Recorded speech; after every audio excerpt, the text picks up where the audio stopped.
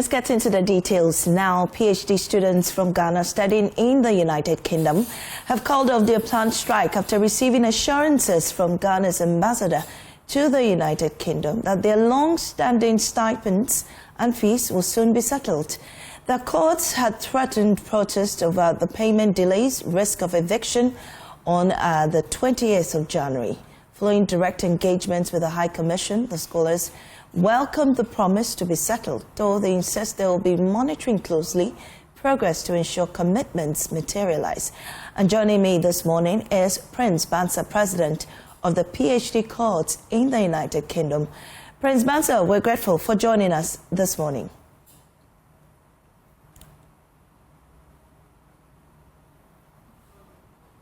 Kindly unmute and speak to us, Prince. Yes, thank you very much. Sorry about that. Thank you for having me. Grateful to have you. Great. So specifically, what assurances did the Ghanaian ambassador provide that convinced you to suspend your strike? Yes, so basically, she invited us through the head of the Chancery for a meeting, and we attended the meeting in London on Tuesday. And then she gave us she showed me some of the evidence and of the effort she has made, including some of the very important confidential informations and her conversation with the presidency and also with the registrar, and the progresses she's making in terms of resolving the challenges. So basically, that was what got us convinced. In any case, to be fair to her, this is the first time that we are engaging her directly. And so it is just, plausible that we give her that sort of, benefit of the doubt. And I have to take this opportunity to commend her for taking that particular action. We presented to her 5-point demand, which include the payment of the stipend, the tuition fee, cumulatively amounting to about £3 million, that is about 54 million Ghana cedi, which we estimate that will address all the problems, both for the tuition and the stipend. Then we also talk about the issue of the renewal letters. And as you can see, I forwarded some messages to you. When I wake up early in the morning, those are dozens of messages and present, information I get from students every day. So sometimes it's not very easy. So the letter of renewal letters, because with the PhD, as you may understand by now, every year we have a progression review, and following through that progression review, you have to re-enroll because the PhD is 4 years. And so if somebody's fee is paid for 2 years, and then in the third year, he doesn't have or she doesn't have a renewal letter, it means the person is stuck because you cannot re-enroll. So right. all the issues do not border necessarily on payment of money. There are some that are purely administrative, which requires that letters are issued to students to facilitate. So if you see the 2 messages I sent to you, they are all due. One person is going to be. We'll come back to those messages. But what I really want to understand is, in your engagements with the United Kingdom ambassador, did she give any timelines? Because really, you are fighting against those timelines to ensure that you stay in school and complete. So were there any timelines given? Yes, so she did say to us that we should give her up to the middle of next month, which is February, to get the issue resolved. And then when she and I were going down the stairs to have a photo op, she said to me confidentially that, look, you have already seen the actions I've taken, and then, if you guys are lucky, maybe the issue might even get addressed even before then. And I think yesterday she did send me a text as well. So yes, she has given some sort of assurance that within this time framework, she will be able to give us some sort of correspondence. We all understand that it is the first quarter disbursement is supposed to be done sometime in March or April. Right. But because of the urgency of the matter, she has taken some proactive measures, and she has shown me evidence of those measures. So I strongly also believe and suspect that she would follow up and then work on the issue. So now let's come to the current situation amongst you students. So I know that it's been difficult, especially trying to pay your fees, also trying to even keep up with stipends and whatnot. How is the situation now as we speak? Yes, so for now, the situation remains nearly the same. As I say consistently, this is an inherited situation which everybody understands. The challenge is that, as I said to you, not all the issues that required physical financial commitment. Some of them required letters. And so there are some administrative challenges as well. So like the gentleman's details I sent to you, you could see that there is supposed to re-enroll, but because he doesn't have the renewal letter, he cannot re-enroll, and this gentleman is blocked. And as you are talking, I'm receiving a call from him and other people as well. So right. It's quite and this gentleman, if you don't mind, is supposed, I think, it has an ultimatum of 12 February to evict the school. So that is the second person. Yes, that's the second person right. has ultimatum up to 12 February. In the circumstances that you've had conversations with the UK High Commissioner, possibly by that date, would he have received payments? Okay, so on the issue of the, so we've raised 5 issues: the stipend, the fee, the renewal letter of no objection, and then also our robust engagement, future engagement, consistent engagement with the registrar himself. And she really assured me that she was going to speak to the registrar, and then they see how they can address the renewal letters urgently. And so we do hope that, because 2 of the information I sent to you, one of them doesn't need a fee payment outright. One of them requires the renewal letter. Then the other one is blocked, and he doesn't even have access to the university portal. So they will need to make payment and then raise the renewal letter for him before he can now re-enroll back onto his program. So it's a very tall, complex web of challenges that has been piled up over the years for most of the students studying in the UK under the PhD program. Right. So how does this really affect academic work? If this person has to re-enroll, does that mean that the work is done all through the years or over that academic period is now out of the window? Yes, so once you are not able to, because the UK system, education system is different from ours, so they set everything automatically. So when the period comes for you to re-enroll or re-register and you are not able to do it, the system blocks you and then automatically issue you a withdrawal letter. And so the withdrawal letter then is then processed to the Home Office, and then you get deportation notice. So for those now, and legitimately, there are some of our colleagues that are living here, illegally, because their visas have run out because of the situation. So it's quite, it's a serious problem. But academically, if you ask anybody that has genuinely done a PhD before, he will tell you that psychologically and mentally and socially, you don't want to be seen in the media or in the public space talking, because the process itself comes with some level of humility. So this particular situation itself has gotten a lot of health and psychological implications for most of the students, to be honest with you, because I've gone through that process, the PhD route, almost at the tail end of finishing off, more or less. So I know what this can be, and when students don't have any access to their portals, they are not paid, and then some of them have to go and purchase, some colleagues, or some of them basically have to depend on food banks and all that. It's really traumatizing, and sometimes I even wonder how we manage to even still make it to the end of the tunnel by finishing up with the PhD. So it's not really a very, very easy road for most of these PhD students that are studying in the UK. When this happens, does it extend their stay in school? I mean, automatically translating to more cost, if I may say. So basically, when you are withdrawn, your details are processed to the Home Office. The Home Office issues a deportation notice. Once you are withdrawn from the school, you are no longer considered as being sponsored by the university. Right. So even if the GSS, the Scholarship Secretariat, pays them the money, in certain situations, you have to go back to your country and then reapply and you now be admitted freshly as a new student. Sometimes in some other universities, they will give you some concessions where you can progress from that. Some they will drop you back, and some also they'll tell you, okay, because your existing visa is still not expired before the payment is made, you could do the application within the UK. But most often than not, once the withdrawal is done and the Home Office is notified, even if the GSS eventually make the payment, you still have to leave the country to be able to reapply. And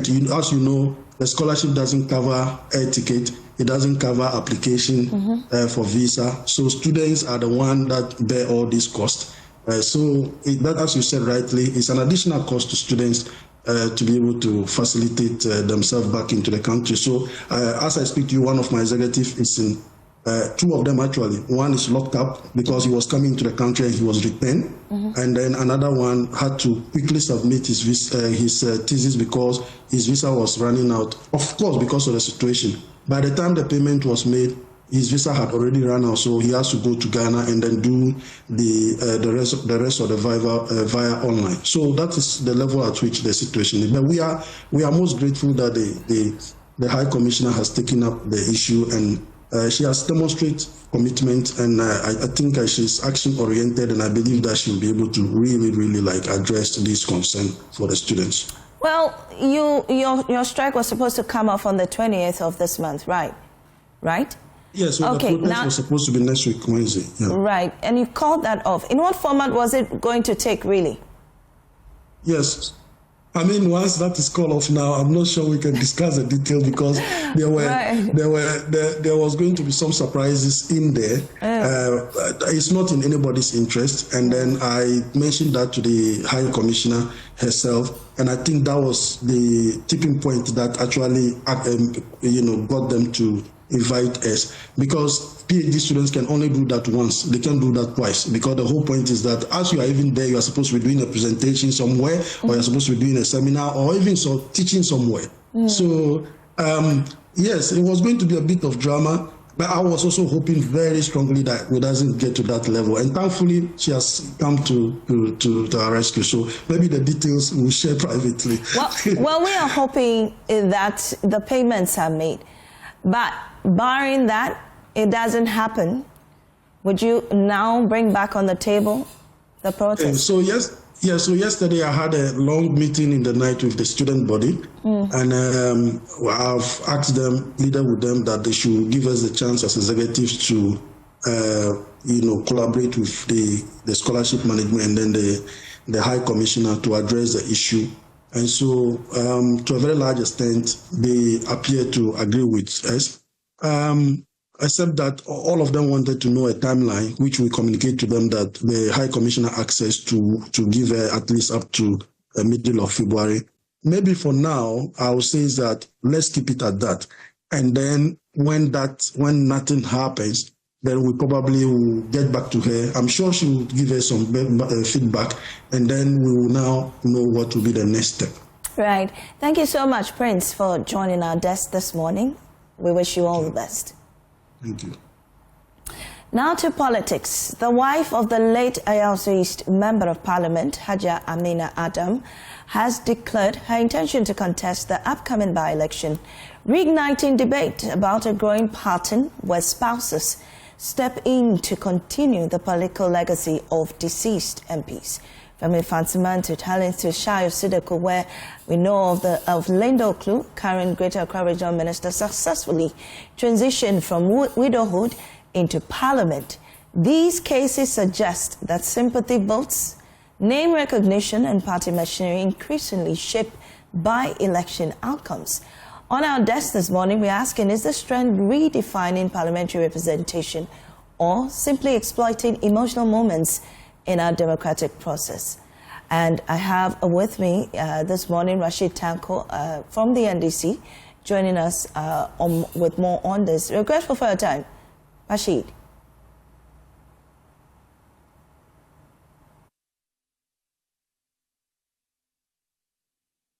Hello. Question is this growing emergence of spouses in by-elections a coincidence or it's a political strategy? Well, as a political party, we don't consider it as a strategy at all. It's not a strategy of the NDC. Don't forget, we have not done our primaries yet to determine who should be our candidate. Indeed, we are opening the nomination tomorrow, and then 24th. So we're expecting a keen contest. Whoever is interested can come and pick nomination form. So for us as a party, we don't have that kind of strategy in our party. We give a room for all contestants, all aspirants, those who are interested, to test their strength against the delegates in the constituency. And so for NDC, as a social democrat, we are open, in fact, very open to our membership. Whoever has that qualification to contest can come and pick nomination form tomorrow. And so I know you're opening nominations tomorrow, but do you know of any candidates who've also expressed interest in the position? Well, for now, I mean, I've heard a lot of interest. People have declared their interest. I know of Madam Hajia. I know of our High Commissioner to Nigeria, His Excellency Baba Jamal. I know of Mr. Azindo, Elijah Azindo. He contested the primary before. And there are a host of others who are declaring their intentions. As a political party and a deputy director of elections, we consider all these declarations as water testing until they pick nomination forms and duly filed. Then we can engage them properly. But for now, we consider them as water testers. Right. But how does sympathy or name recognition influence voter behavior in by-elections? I mean, in your opinion? Well, to some extent, I will not give it any much percentage than just 40%. Sympathy can just give you just 40%. The rest comes from the that's significant, is it not? It's quite significant. Well, it cannot win you an election. I don't think it can win you an election. With 40%, you cannot win an election with that. You need a strong support from the party base, the performance of the party, and its strategy in order to ride on it and win. Sympathy alone cannot win you an election. But at the end of the day, the success rate is quite high. I mean, Lydia Oklu won on sympathy votes. I mean, we've seen others in the MPP. Lydia Hassan also won. I mean, it's quite the Vantaman, MP last year, last parliamentary term and all that. So really, it's been quite successful having these spouses join or become candidates themselves. Yes, that one there, you're right. You have a point there. I mean, yes, you have a point there. It does work. That's why I'm saying that in the onset, it that's why I peg it at 40, so that from there you pick on from there. But some of them, you remember, with that one, if they don't pull their weight, then they fall out. You see that the Infasman issue, the lady, when the husband died in that unfortunate shootout that killed the husband, and she took over, she won the election all right, but in the subsequent election, she lost. You see, so it depends upon how you carry yourself. Others, they've done it 3 times. Madam Linda Oklu, she's now the regional minister. After she took over from the husband, she won the election, won subsequently, and this is her 3rd time. It means she carried herself well.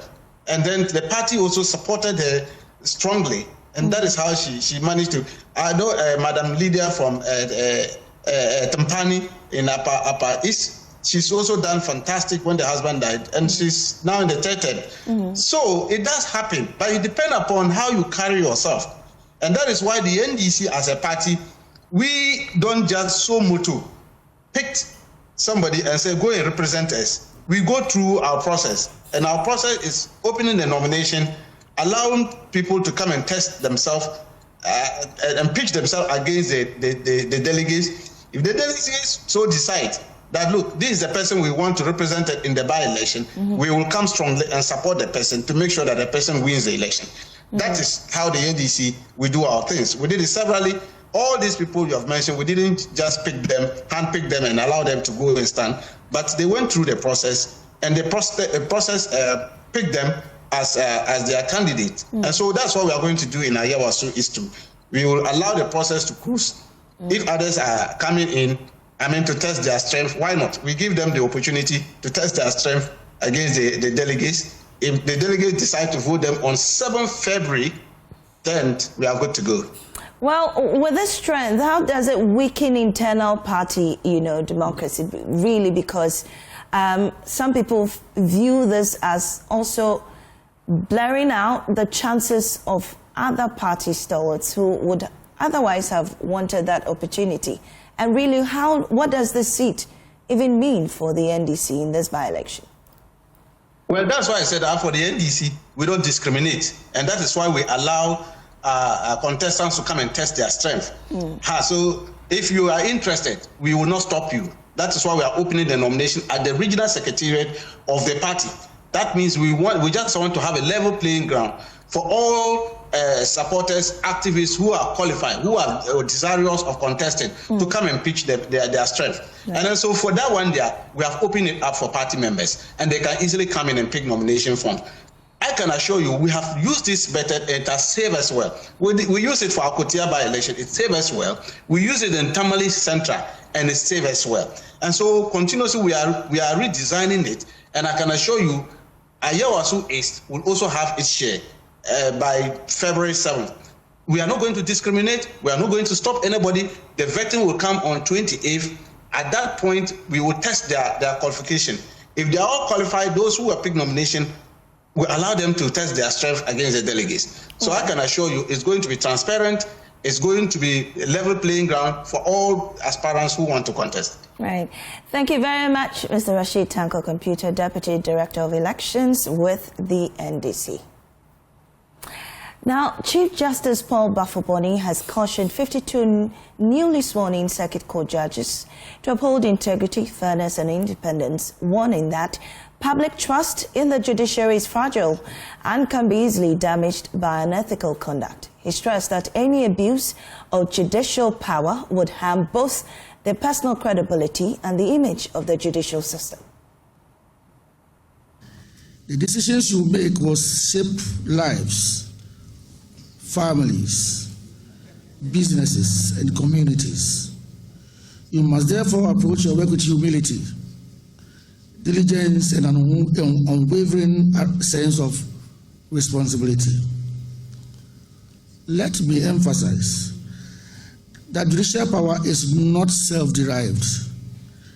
It is power delegated by the people through the Constitution.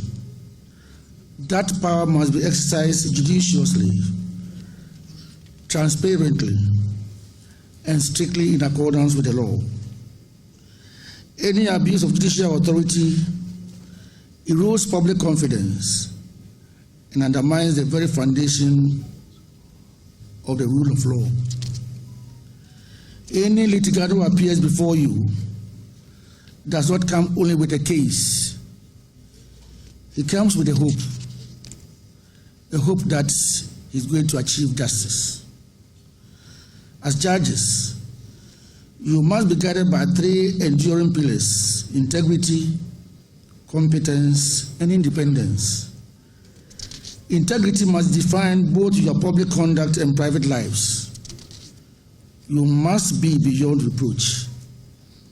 Avoid situations that compromise your impartiality or create perceptions of impropriety. Remember that public trust in the judiciary is fragile. It is built over time, but can be lost in a moment. Well, beyond ethics, the Chief Justice also challenged judges to embrace modern technology, describing ICT and artificial intelligence not as threats or burden, but as critical tools in speeding up delivery of justice.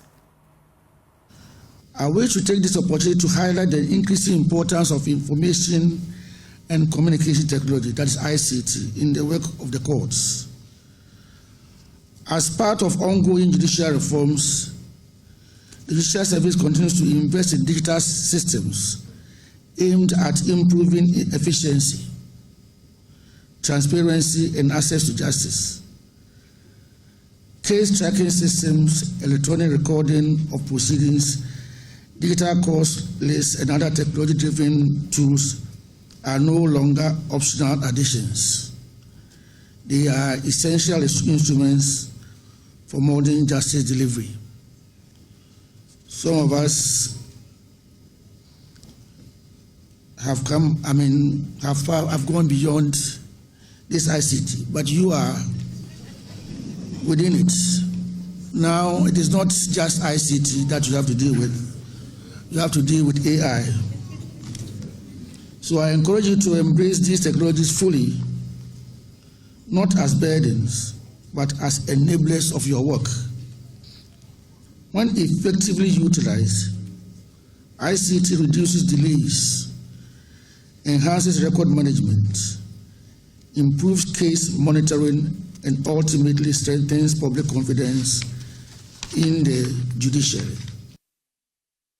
And that was Chief Justice Paul Bafuboni. For over 3 decades, pupils of Koforidua Sreso Basic School have pursued knowledge in classrooms without walls, where lessons compete with the weather, hunger, and even the threat of snakes. Join users Anna Sabit reports on a school forgotten by time, where children trek for water, learn on empty stomachs, and sit the same exams as their city counterparts, all while waiting for the basic dignity of a proper roof over their heads. In the heart of the Tichima municipality, a school stands as a testament to both community hope and systemic neglect. For over 3 decades, it has been the only beacon of learning for 5 communities. But here, education isn't confined by walls, it is exposed to the elements. This is the reality of the pupils of Koforidua Sreso Basic School. The school serves about 5 communities, namely Koforidua, Sreso number 1, Sreso number 2, Jabal Krom, Yadanso, and Konkoma. Since the time the school block was constructed, there's no renovation and there's no any additional infrastructure here. Established in the year 1991 with just 3 classrooms, this school's student body has grown. Its infrastructure, however, has gone organic. What you see are not makeshift shelters. These are the official permanent classrooms for over 100 children. Tim Nimo Job is the headmaster of the school. So if you look at the school should have been 8 classrooms, but if you look here, we are only having 3 classrooms, which is not helping teaching and learning. So if you look at the students here, we have only 3 classes that are in the classrooms. The entire 5s are under trees. When it's a rainy season, we cannot teach. When it's Hamatan, you cannot teach. Compounding the challenge of learning outdoors is the pang of hunger. Unlike many public schools, Sreso Basic does not benefit from the Ghana School Feeding Program. And if you look at the distance from Tanoso to here, the school is not having a feeding program. So when you teach to around 12 o'clock, you see the students moving and looking tired and others because of what? Hungry. And for their most basic need, water, the children embark on a daily trek, a 3-kilometer journey to a nearby stream, cutting into learning time and raising serious questions about waterborne diseases. There's no potable water here. We fetch from the streams, which is about 3 kilometers away from the school. So we are appealing to the authorities to come and help us to construct a mechanized borehole for us. James Kusi teaches 2 classes at once, primary 1 and 2. He explains how difficult the situation has been over the years. I teach class 1 and 2. You know, it's not easy, all that easy. It's very difficult because, 2 classes and each class has its own syllabus. By times, since they are 2, you have to teach one subject, or if you are to teach P1, you have to teach both P1 and 2. Due to the absence of doors and ceilings, snakes slide in from the bush into the classrooms, disrupting lessons sometimes. We are surrounded by bush, so we know, and trees are also nearer to the school building. So at times, the snake pass through the snake dummy, the trees, and then they enter the top there. And at times, you come and meet snakes under the chairs of the mono desk, which is very, very serious. Headmaster and team laments how they prepare these children for the same national exams as those in Accra or Kumasi, even though they lack basic facilities. If you look at the way the school is situated, we are writing the same exams as those in Laboni, those in Accra, those in Kumasi, those in Techiman. But my question is this environment fair to us? From snake invasions to water shortages, from hunger to the mercy of the weather, the staff and pupils of Sreso Basic School navigate a gauntlet of challenges just to achieve a fundamental right. Their appeal is not for luxury, but for dignity, for walls, for water, for a fighting chance. So we appeal to them to just come and have a look at the school and give us a helping hand. So this has been the terrible situation for pupils and teachers here at the Koforidua Sreso MA Basic School. Reporting for Joy News, my name is Anna Sabit. Rice farmers along Ghana's largest irrigation project, the Kpong irrigation scheme, are battling mounting losses as tons of harvested rice remain unpurchased. Despite government assurances and directives to deploy aggregators to absorb the surplus, farmers insist no intervention has reached them. On a working visit to the scheme, Minister for Food and Agriculture Eric Opoku sought to calm tensions, promising the introduction of millers to process the excess paddy rice. My colleague Maxwell Akloboto reports. Under the scorching sun of Kpong, heaps of freshly harvested rice sit idle. What should be seasons of profits are instead becoming seasons of losses for farmers along Ghana's largest irrigation projects, simply because there are no buyers. During a working visit to Kpong irrigation scheme, the farmers explained how the situation was pushing many of them into idleness and financial distress. Charles Tete Hombe is the president of the Federation of Water Users Association.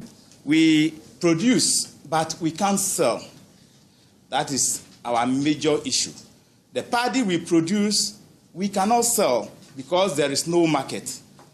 Government has announced and put in place that we will be having off-takers and aggregators who off-take our rice. Currently, as we are here now, we did not see aggregators or off-takers who are taking our rice. Addressing the concerns, the Minister for Food and Agriculture, Eric Opoku, assured the farmers that government will support the milling of their paddy rice to make it suitable for purchase by the National Buffer Stock Company. Our farmers have invested so much in production. They have produced so much, and they are not getting the market for their produce. This is disincentive to further production. Buffer stock is not procuring paddy. They are procuring milled rice. And so we are now having some contracts with the millers. We want to empower the millers, make resources available to the millers for them to buy, do the milling, and then send to buffer stock. Aside from the working visits, attention was drawn to the deplorable state of the roads leading to the farms. The minister, however, assured that the roads will be included in the over 1,000-kilometer schedule to be tarred under the current administration. I'm also happy to note that as part of the project, we are also fixing some of the roads, except that the major road must also be included. With tons of rice still sitting idle and roads that barely allow passage, farmers at Kpong faces a challenging future. Government assurances may offer hope, but the real test lies in action. For Joy News, Maxwell Akloboto's report read to you.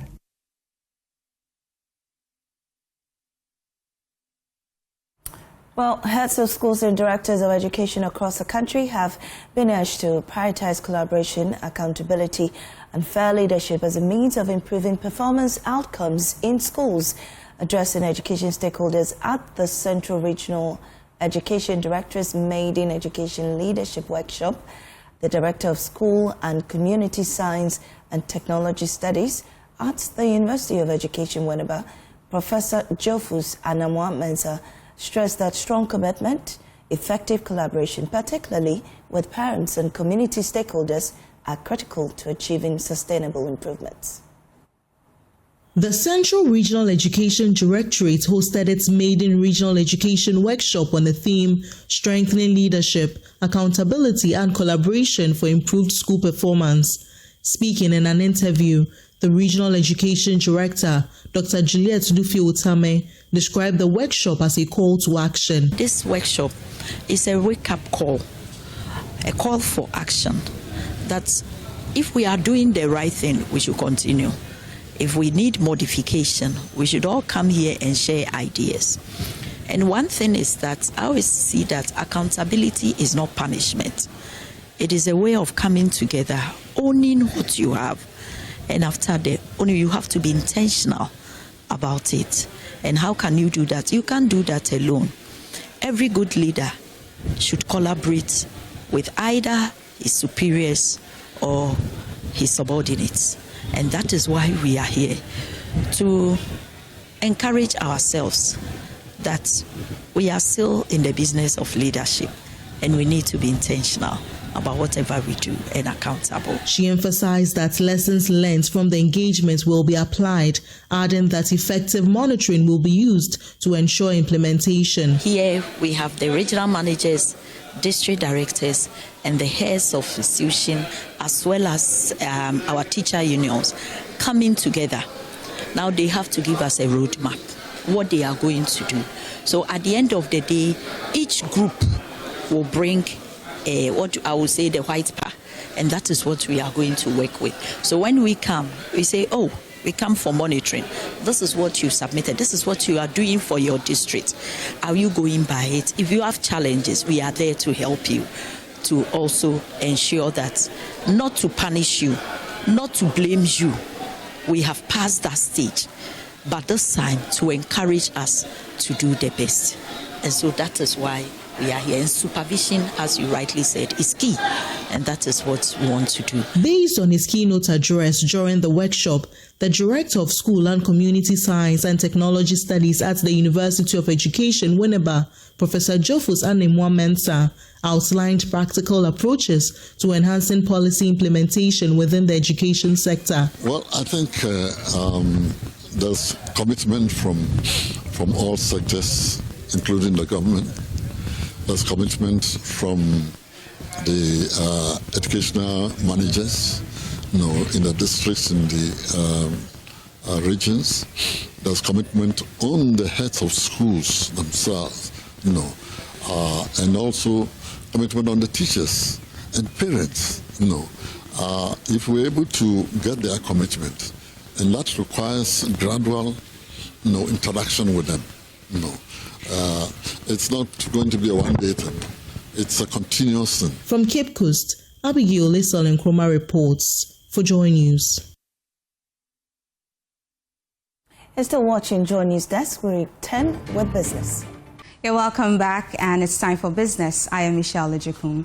Now, Oil Palm Development Association of Ghana has issued a 2-week ultimatum to the Customs Division of the Ghana Revenue Authority to urgently clamp back on the influx of smuggled palm oil into the country, warning that the illegal trade is undermining local production. Now, the association says failure to act could result in members depositing rotten palm fruits at GRA offices nationwide. Now, here is more from a tour of some local producers in the country. The association toured several local manufacturing companies, including Avnaj Industries, Wilma, and the Ghana Oil Palm Development Company. During the visit, marketing manager Charles Otre Ado lamented that the surge in smuggled oil has discouraged farmers, forcing some to sell their farms to illegal miners in a bid to earn their fair returns for their hard work. A representative of Avnaj Industries, Manjari Kapoor, also echoed these concerns. This smuggling market is affecting us for years. Still, our promoters have never thought down to shut down the premises. But now the situation is coming in that we are really finding ourselves hard to survive. And if we do not do the production, it's a human being that the workers get worried. Workers get worried to the extent whether their employment will be safe or it will not be safe. President of the Oil Palm Development Association of Ghana, Paul Amenin, called on government to urgently intervene in the smuggling situation. And today, when you go to Kede, they are even fighting GOPDs because they are not buying their fruit. The situation is becoming a national security threat. If government don't know, if this one continue, almost 1 million people will lose their job. That's what we need to think about as a nation. Those who are benefiting, we are telling them, if government doesn't do anything, this is 3 years fight. If government doesn't do anything, we are giving them 14 days. All the GRA offices within our catchment area will bring all the fruit there. Stay there until they solve this problem, because we won't allow this to continue again. We are not going to fund government to do this again because they are taking taxes, they are taking fees from us. The association says failure to act could result in members depositing rotten palm fruits at GRA offices nationwide. Now, for some newborn babies, for many newborn babies, the first days of life can be critical. And at Margaret Marquardt Hospital in Pando, 2 new phototherapy units are now improving the chances of survival for infants suffering from neonatal jaundice. This life-saving equipment was donated by Federal Rural Bank PLC with support from the First Sky Group to strengthen neonatal care, reduce referrals, and support quality healthcare delivery in the municipality. Now, health professionals say that the equipment will help protect newborn babies from preventable complications while easing pressure on hospitals' neonatal unit. Ivy Sotoji has more in the following report. For newborns battling jaundice, time is everything. At the neonatal unit of the Margaret Marquardt Hospital in Pando, the arrival of 2 new phototherapy machines is already making a difference. The donation made by Federal Rural Bank PLC in collaboration with its parent company, the First Sky Group, is expected to significantly improve neonatal survival and reduce referrals to distant hospitals. We are very appreciative, and we know that this costs a lot of money. So for them to do this for us, we are very appreciative. So these are phototherapy machines, and they are mostly used to treat children with neonatal jaundice. In fact, just yesterday, we had to use 1 unit for 2 babies, which is not the best. It is not standard practice. So because of this, more babies are going to be helped, because we know that neonatal jaundice can cause severe brain damage. So there are people walking around not able to talk, not able to sit, not able to hear, all because of neonatal jaundice. We are also calling on all donors and all those who are within reach to also come together and also provide more support, because we need more things like incubators, cardiac monitors, and a whole lot of things that will help the children to survive and also grow to useful adults in our society. According to the bank, the intervention reflects its belief that businesses must go beyond profit and respond to the real needs of the communities they serve. Our executive chairman, Mr. Eric Sedi Kutachop, he is actually a local person and believes in giving back to society. So this is just a gesture. We've seen the hospital, we've seen children who are born with some needs and needs to be helped. So as a local company, we feel that it is just right for us to give back to society.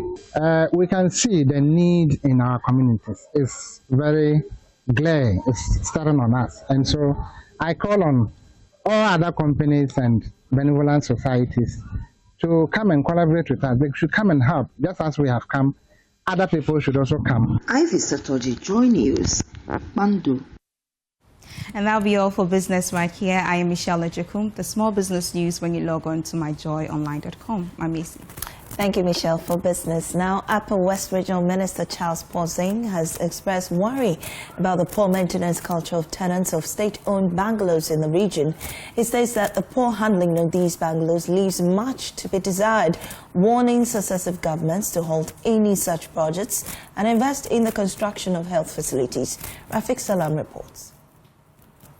The one low-cost houses located at Dobele, the Catering Rest House, and the nurses' quarters at Daegu government residential area were constructed by the Colonel Kuto Achampong administration to address the accommodation challenges of workers in the Denwa district. Priority was given to nurses here due to its proximity to the Denwa Regional Hospital, hence the name Nurses' Quarters. Other critical staff working at the Denwa District Assembly and the regional administration were also accommodated at Catering Rest House and the double low-cost houses. The narrative, however, has changed, and the bungalows and quarters are now being occupied by the different categories of workers in the municipality. The state of some of these beautiful state-owned bungalows and quarters constructed for the middle class, however, is now in a deplorable state due to the lack of culture of maintenance by the occupants and in some cases the departments they are located to. Our Power Minister Charles Wonga Pozun is unhappy about the state of the quarters and bungalows. Some of you go, liver braids, 2 or 3 are broken in somebody's house. He's going to buy a plywood to come and fix. Something is hanging. It's government must fix it. Meanwhile, you are living there. Because if you go and rent anybody's house, you can't go and break a liver blade and put a plywood there. You will be moved out in the next day. But those of you who happen to be lucky to live in some, very soon people will move out. We'll invite some of you. You go and see a WC somebody's been using, it's half broken. You ask yourself, do the fellows squat on it, sit on it, or hang on it to free themselves? Government in 2007, through the State Housing Company, broke the ground for the construction of affordable housing for workers. After the foundation concrete and the pillars were constructed by some of the contractors, the project was abandoned and now overtaken by weeds. Lawyer Charles Wongo Pozun says government is actively working on this housing policy, which the abandoned warehousing project is inclusive. Yoruba was quick to add that considering the reckless behavior of some tenants with respect to the maintenance of state-owned bungalows, if he were to advise the government, he would rather opt for the funds to be invested in the Upper West Regional Hospital. So I think that we must look at our maintenance culture only to start talking about building what? New and affordable ones. So if the government has money to build, I'll rather encourage government to improve on our regional hospital. Put the money rather there for us to be what? Well taken care of. Assembly member for Daegu government residential area, Saeed Hashim, whose electoral area, majority of the state-owned bungalows are located, agreed with the minister. He, however, will always that the funds are rather channeled to maintaining the existing abandoned bungalows. If we abandon these government facilities and we go to pump our money into the health facilities, but we have personnel who are supposed to work in. So if they are posted, doctors are posted here, and if they don't have accommodation to stay in, they wouldn't come. So likewise, we are maintaining the health facilities, but we should be able to maintain the accommodation for the personnel to stay in. For the affordable housing, I will advise that government should rather use the money to maintain the already existing quarters rather than pushing it into affordable housing. Watching from afar, the once loved and envious generational homes appears deserted, hollow and pale shadow of its commission stage. For majority of them, they have seen little or no renovation. For others, the little renovation they had is when there's a change of occupancy, leaking roofs are patched, and the rickety frontage given a facelift. There are sweep of them that are abandoned once the occupants are either transferred or given new accommodation, allowing it to deteriorate. The ones signing roofs in some of these bungalows are partly ripped off. Electric wiring ripped out of the ceiling and carted out of the bungalows, including the conduit pipes. A typical example is this 4-bedroom bungalow located at Tampalapana. It's been abandoned. Walls are on the verge of caving in, and everything on the room either looted or stolen. It has now turned into a public toilet for some residents. I used to accompany friends to this particular bungalow, which used to be very beautiful. It used to be the envy of the people around this enclave. But today, it is completely deserted. Everything in the room is completely gone. The furniture is no more there. The toilets are not working. And even looking at the roof and in the ceiling is almost collapsing. Reporting for Joy News, Rafik Salam. Wow. And that's all we have for you on Joy News Desk today. We'll be back on Monday with more. There's more news on myjoyonline.com. Thanks for your company.